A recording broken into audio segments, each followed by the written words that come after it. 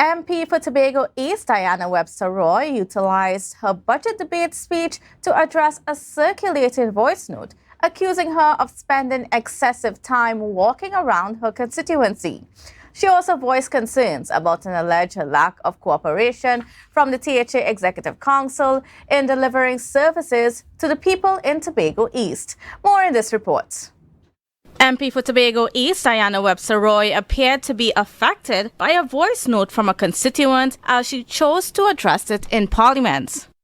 In the voice note, the constituent was complaining that, and I will quote, Ayanna, she only walking up and down the place. She only there walk up and down the place like Big Bird. Madam Speaker, if I found the time to walk and ask people for their votes, now that I'm in office, it is my duty to stay on the ground. Webster-Roy proudly asserted that Tobagonians benefit from an elevated level of service delivery due to the central government's efforts, which also facilitate the THA in providing additional opportunities for constituents. Madam Speaker, if a PNM government working alongside a PNM Executive Council did not have the political will to answer the passionate cry from the people of Tobago East, the current THA would not have the facility or means to successfully implement a program for cataract screening and removal. Hundreds of Tobagonians and even Trinidadians have traveled to the Roxborough Hospital for cataract screening or surgery. In highlighting past accomplishments, she also stressed that the central government has secured sea protection for Tobago through the Coast Guard.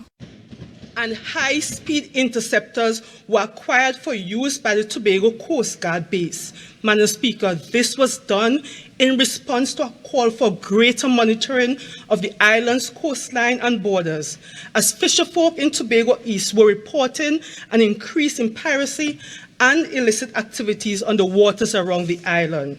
Madam Speaker, we remain thankful for this investment.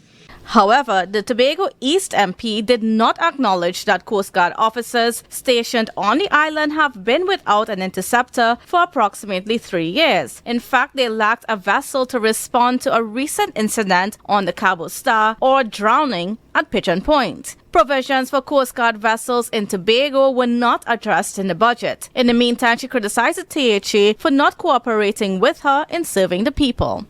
I must acknowledge how difficult it is to be serving constituents with an executive council that is largely unwilling to cooperate with the elected members of parliament for Tobago East and Tobago West, despite the fact we have all been elected to serve the people of Tobago.